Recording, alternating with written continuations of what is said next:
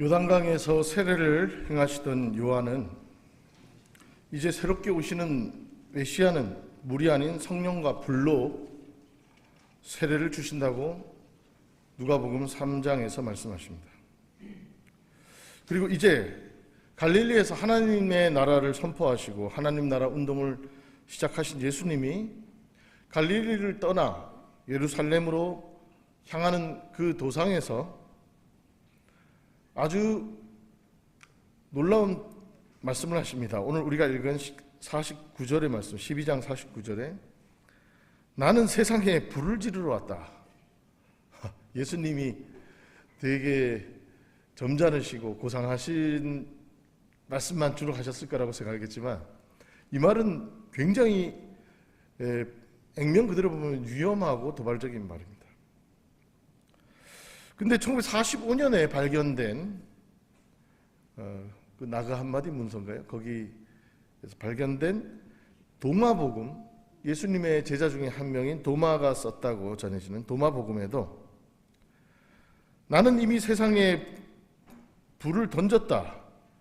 보아라, 다 타오를 때까지 멈추지 않는다라고 적혀 있습니다.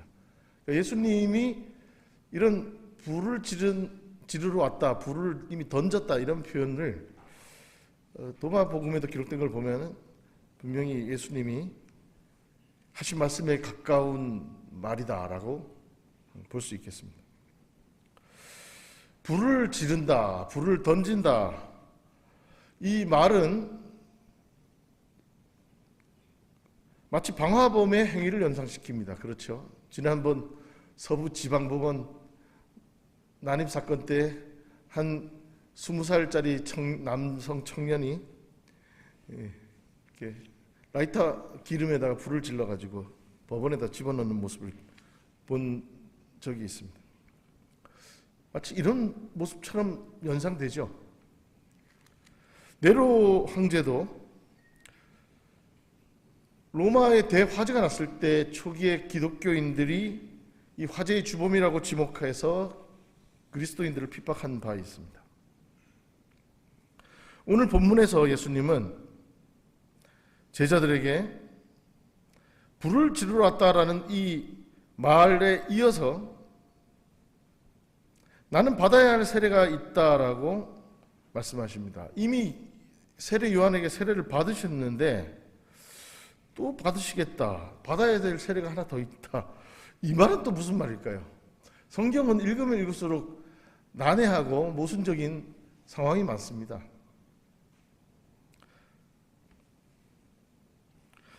예수님이 세례를 또 받아야 된다라고 말씀하신 걸 보면 역사적으로는 제세례파가 떠오릅니다. 아나바프티스트라고요. 유럽의 종교개혁 이후에 계몽주의의 영향으로 각자가 자신의 양심과 이성으로 성경을 읽으니 교회가 주는 유아 세례는 나 자신의 이성적 결단의 세례가 아니라 부모님의 결정에 의해서 주어진 것이니 그것은 무효다라고 하면서 세례를 다시 받는 자들이 등장합니다. 그 사람들을 아나바프티스트 제세례파라고 불렀는데요. 이 사람들은 당대의 교회 권위와 국가 권력에 저항하는 불온 세력으로 몰려서 가톨릭 교회와 루터파, 칼뱅파를 비롯한 개신교회 양쪽으로부터 어마어마한 핍박을 받습니다. 이 제세례파들은요, 그냥 자신의 신앙 양심에 충실하려고 했고 기독교 신앙의 본질을 얘기했던 건데 당시 교회 권력자들, 권세자들은 그들의 그 제세례를 좌시할 수 없었기에 유럽 대륙에서는 어마어마한 사륙이 이루어집니다. 제세례파는 마치 우리나라 해방공간과 한국전쟁기에 빨갱이 사냥해서 대학살이 이루어진 것과 유사한 형태의 대학살극이 유럽에서 펼쳐졌습니다. 한마디로 세례를 다시 받는다는 행위는요, 그냥 지난번에 옛날 저희 군대에 있을 때 보면은 세례 2번씩 받는 애들이 있어요. 교회 가서 초코파이 얻어먹으려고 세례 받고 천주교에서 또 뭐 이렇게 스테이크 준다 그러니까 또 천주교 가서 받고 이런 친구들 제가 봤는데 세례를 다시 받는다는 거는 유럽의 교회사 속에서는 목숨을 건 일이었습니다. 그리고 예수님은 바로 이렇게 세례를 받아야 한다라고 말씀하시며 이 일이 이루어질 때까지 내가 얼마나 괴로움을 당해야 할지 모른다라고 말씀하십니다. 한마디로 세례를 다시 받는다는 이 말과 행동에는 어마어마한 고난이 예비되어 있다.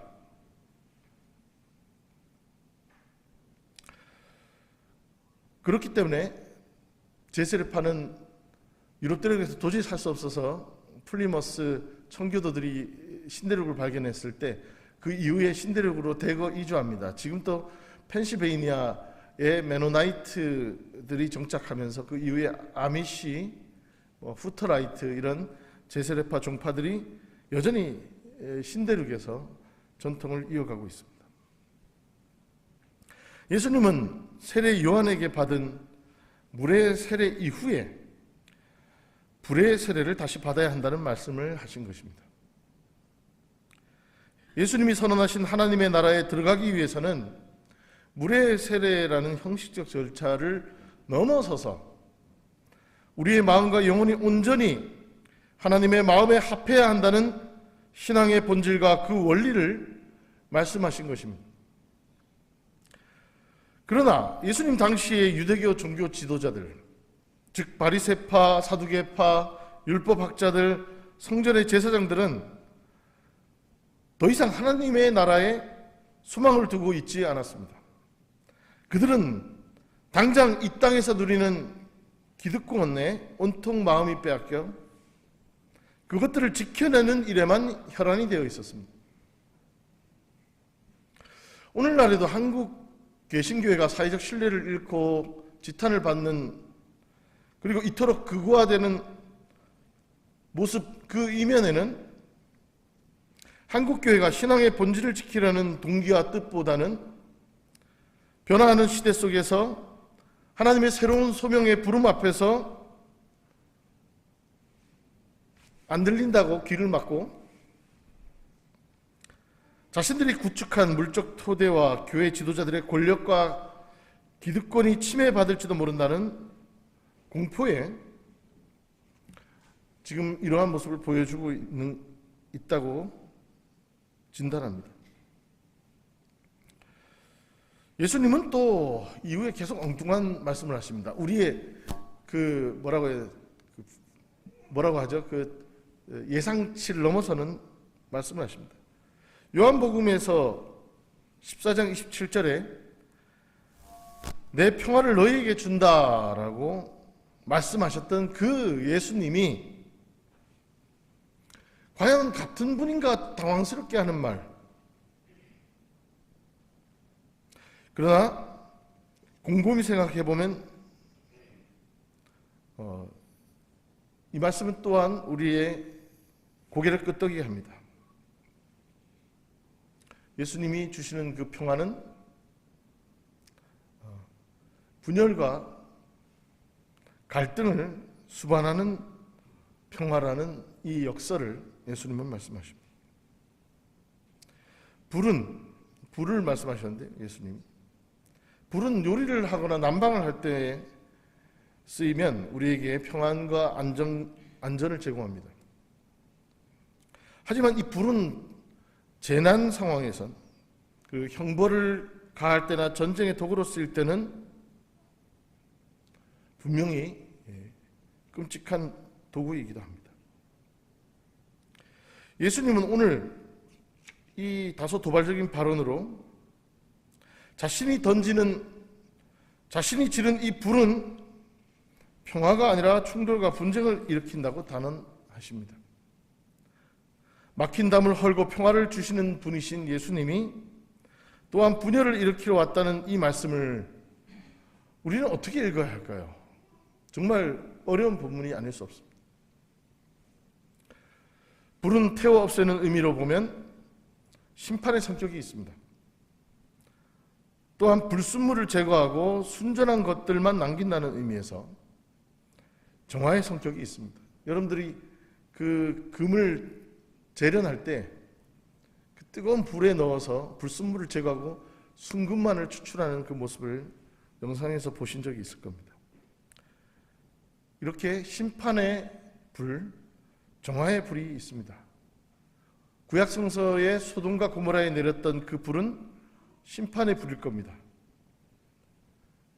바벨론에 의해서 초토화된 예루살렘을 태웠던 그 불은 정화의 불이었을 겁니다.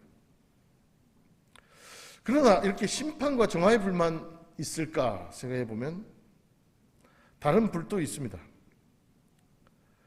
불은 어둠 속에서 새로운 빛과 희망을 주는 빛의 역할도 합니다. 엊그제가 광복절이었는데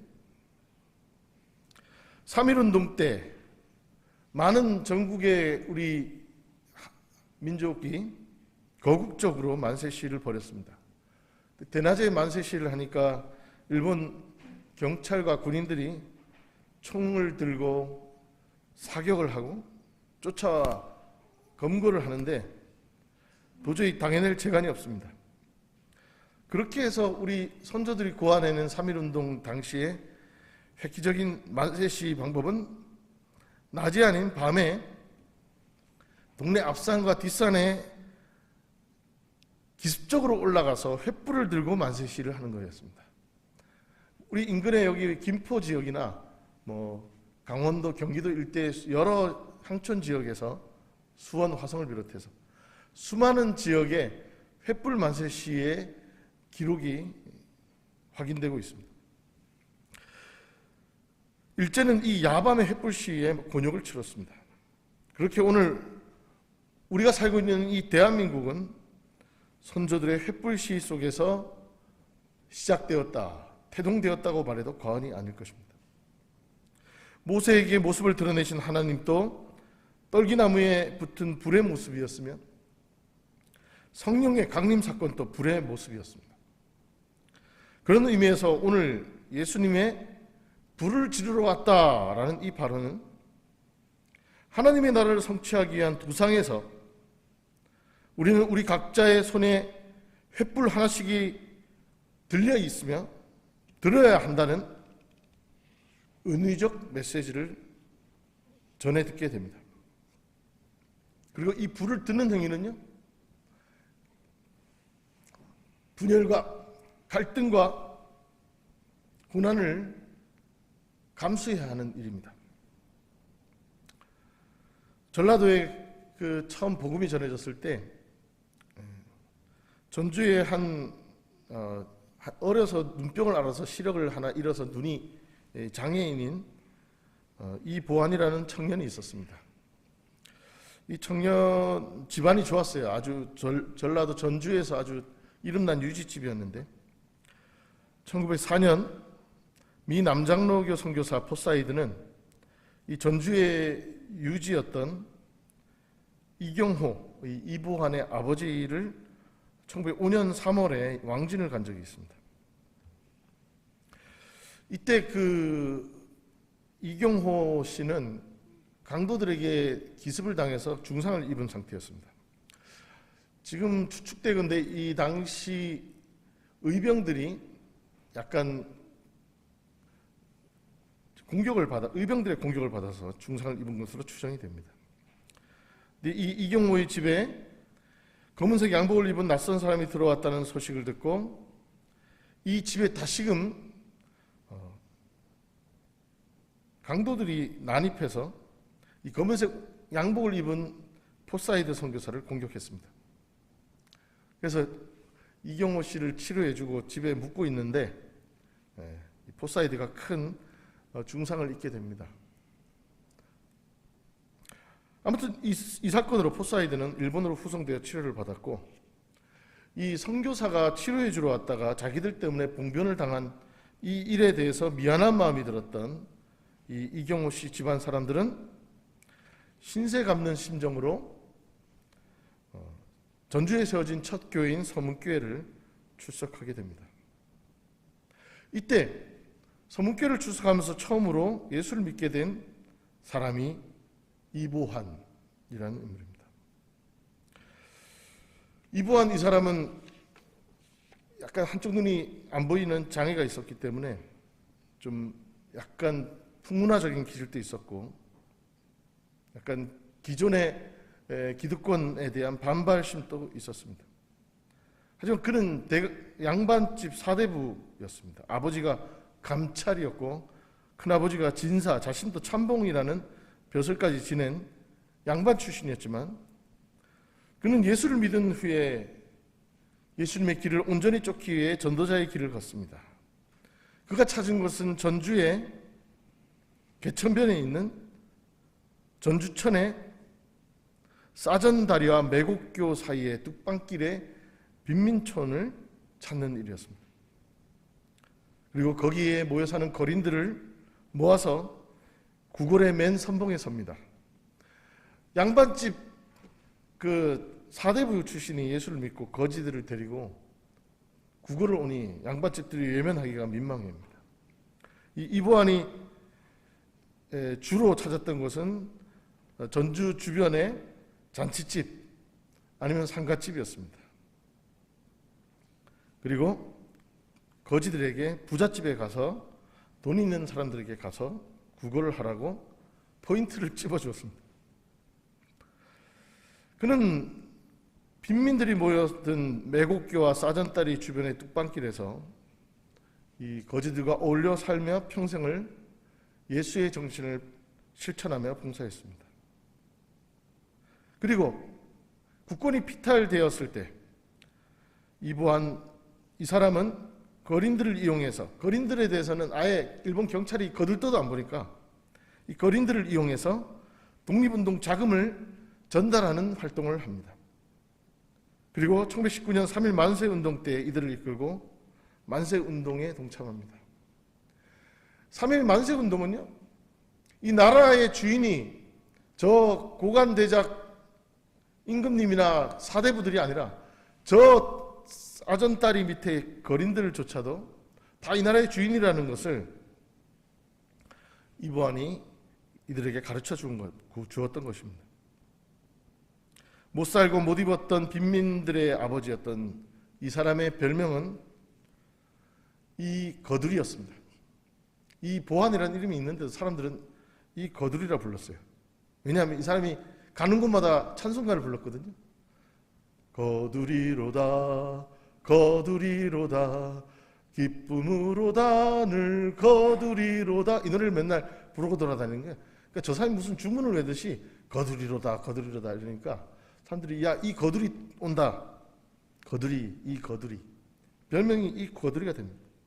그게 거의 본명처럼 되죠. 이 거두리 선생이 하나님의 부름을 받자 200여 명의 거린들이 모여 자신들이 동량한 돈으로 장례식을 치러줬는데 그의 죽음을 애도하는 사람들이 끝이 보이지 않게 전주의 거리를 채웠다고 합니다. 신리까지 이어졌대요. 그가 안장된 묘지에는 이렇게 비석이 새겨져 있습니다. 평생 성질 온우 차자, 한평생 온우하고 자비로운 성품으로 견인기한 해의 급식, 굶주리고 헐벗은 자들을 보면 옷을 벗어주고 밥을 먹여주었다. 이게 이 거두리 묘비에 있는 비문입니다. 그가 세상을 떠난 것이 1931년 9월 27일이었는데 10월 3일자 동아일보에 거지들이 모여 가가호 동량한 돈으로 속칭 이 거들 선생 장례식을 치렀다고 동아일보에까지 보도가 되었습니다. 그가 죽었을 때 그의 집안 어른들, 집안 사람들은 그를 집안에서 내놓은 사람 취급했어요. 어디 저 쌍놈들하고 같이 다니느냐 하면서 아예 호적에서 파버리다시피 해버렸죠. 그래서 이분이 돌아가셨을 때 문중 산에 묻히지 못합니다. 그래서 완주군 상관면에 있는 공동묘지에 묻혔다가 한참 후에야 이씨 집안 선산으로 옮겨집니다. 그는 생전에 집안 사람들로부터 미친놈 취급받으며 거부되었습니다. 그러나 그가 늘 거두리로다 거두리로다 기쁨으로다 늘 거두리로다 이 노래를 불렀듯이 그는 마침내 자신의 인생에서 누구보다 먼저 하나님의 나라를 살아냈고 또 그 기쁨의 단을 거두는 삶과 죽음을 맛보았습니다. 그것이 이 거두리의 인생길이었습니다. 예수님을 믿는 일이 그렇게 이 거두리와 같은 삶입니다. 예수 믿고 예수 제대로 믿고 예수님 가르친 대로 살려면 집안으로부터 내쳐지고 사람들 손가락질을 감내해야 하는 것까지 예상해야 되는 것이죠. 복과 안락이 보장되는 길이 예수 믿는 길이 아니다. 오늘 예수님도 말씀하십니다. 이렇게 내가 지른 불이 활활 타올라서 모두가 다 하나님의 나라의 원리대로 살기 시작하면 태평성대 모두가 화목한 세상이 올 줄 아느냐? 아니다. 많은 사람들이 거기에 저항하고 그것에 비난하고 탄압할 것이다. 그래서 5식구가 있으면 5식구가 다 갈라져서 싸움박질이 날 것이다. 예수님 이렇게 악담이 어디 있습니까? 근데 이 말씀을 하십니다. 그리고 우리 초기의 신앙의 선배들도 그런 모든 이 말씀을 삶으로 온전히 살아내고 정면 돌파하신 분들입니다. 예수님은 이 세상의 평화의 왕으로 오셨습니다. 맞습니다. 예수님이 말씀하신 그 평화를 우리는 지향하고 이 땅에서 성취해 나가야 합니다. 그러나 악이 용인되고 은폐되고 유지되는 평화라면 차라리 정직한 분쟁과 투쟁, 갈등이 오히려 더 낫다고 예수님은 말씀하십니다. 신앙의 이름으로 모든 범죄를 용서하고 용서를 빙자해 거짓을 포용하고 신앙을 빙자해 힘과 권력을 숭배하고 복음의 반대편에 선다면 예수님은 그런 거짓된 믿음과 평화에 심판의 불을 던지시겠다고 오늘 본문을 통해 말씀하신 겁니다. 모든 분쟁을 무조건 멈추고 아주 이상주의적인 평화주의자는 막 사람이 갈등이 있으면 둘 다 그냥 참아하면서 봉합하려고 하죠. 그렇게 무조건 갈등과 분쟁을 멈추고 평화롭기만 한 것을 추구하는 것은 엄밀한 의미에서 진정한 평화가 아니라 외식이요 분별치 못하는 어리석음이라고 예수님은 지적하고 계신 겁니다. 힘으로 성취되고 강제되는 평화는 예수님 당시에 많은 사람들을 고통에 몰아넣었던 로마의 평화, 팍스 로마나였으며 일제 말기 파시즘이 선전했던 천황을 정점으로 한 대동아 공영권, 모든 아시아민이 백인들로부터 해방되고 평화를 누리는 대동아 공영권, 그것이 바로 당시 파시즘 일제의 캐치프레이즈였습니다. 천황이 마치 아시아를 위해 강림한 하나님의 대리자로서 서양 제국에 맞서 아시아의 평화를 위해 대동아 공영권을 세우신다고 일제가 선전했고 많은 교회 지도자들이 이 주장에 부역했습니다. 이게 진짜 평화인가요? 아니죠. 예수님이 나는 불을 던지러 왔다. 모두가 분열할 것이다 라고 오늘 말씀하셨는데요.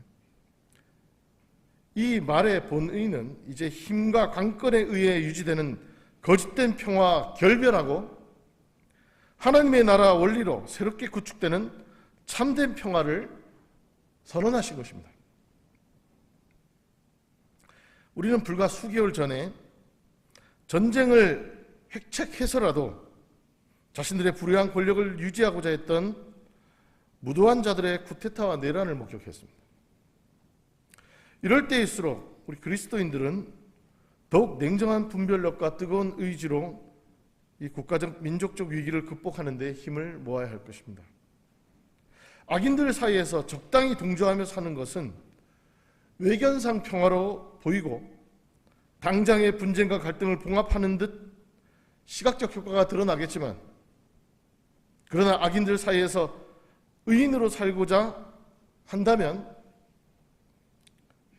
당장은 저항에 부딪히고 평화가 깨어지고 분쟁과 투쟁이 발생하는 것 같지만, 그러나 그것이 참된 평화를 향한 길이라면 가야 하는 것입니다. 과거 서울에 교파 구별 없는 기독교 대학을 설립하고자 뜻을 세웠던 언더우드 선교사가 계십니다. 저기 신촌의 연세대학교 교정에 가면 팔을 벌리고 서 있는 동상으로 낯이 익을 겁니다. 이분은 장로교 선교사였는데요. 선교사들 간에 감리교, 장로교, 구세군, 성결교, 성공회 이런 여러 교파로 나뉘어 싸우고 갈등하고 반목한 것이 선교지에서 하등 도움이 안 되고 부끄러운 일이라는 걸 깨닫고 언더우드 선교사는 선교지에서 교파 구별 없는 기독교 종합대학 설립을 꿈꾸었습니다.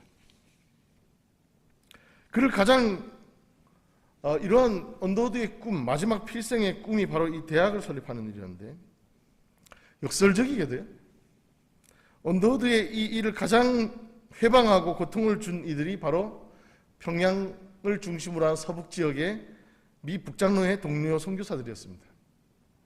이 동료 선교사들, 북장로교 마펫을 비롯한 이 보수파 장로교 목사들은요, 장로교가 가장 제일이고, 우리 평양에 지금 여기 우리 건우 군이 있는데, 숭실이 있는데 왜 서울에 또 학교를 새로 지어서 우리 평양의 숭실을 죽이려 하느냐 이러면서 마펫과 베어들을 비롯한 서북 지역의 선교사들이 언더우드를 엄청나게 공격합니다.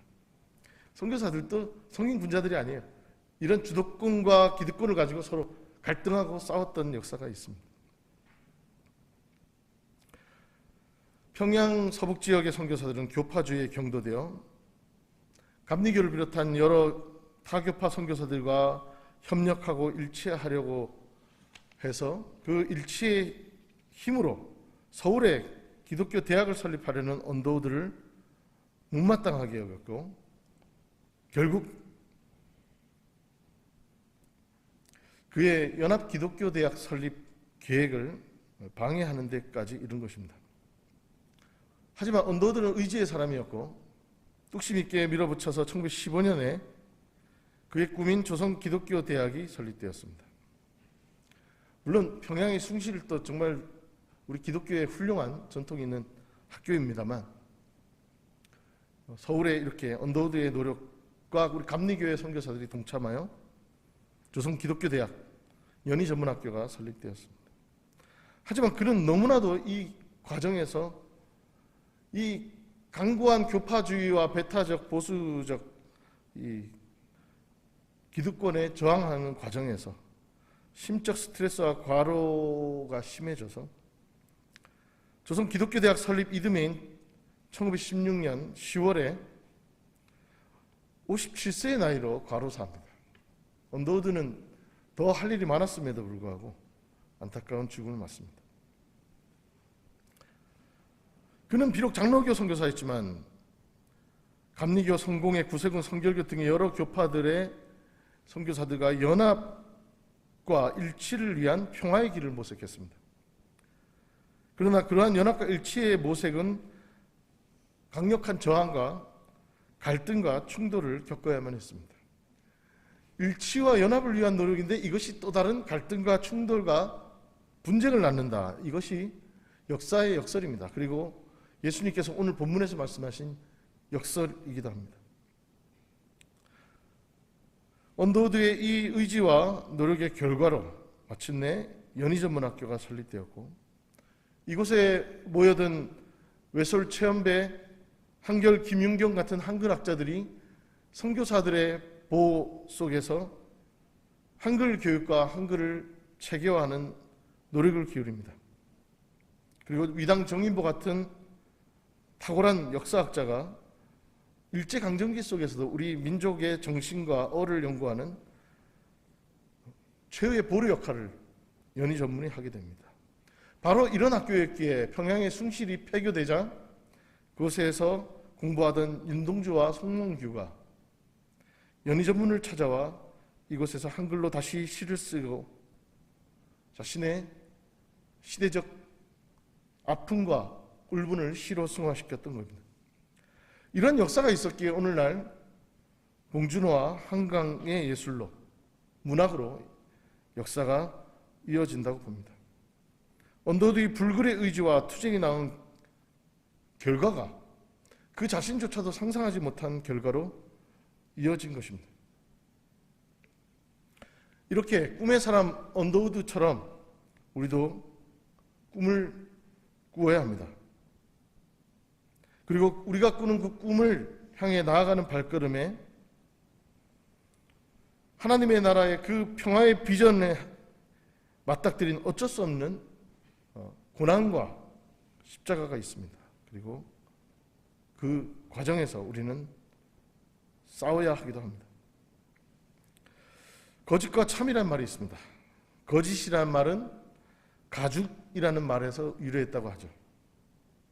겉만 있고 알맹이가 없는 것이 거짓이라는 거죠. 참은 알맹이가 꽉 찼다라는 말에서 유래한다고 합니다. 거짓된 평화는 겉으로만 평화로워 보이지만 이면에는 온갖 힘의 과시와 폭력, 권력과 암투가 가득 찹니다.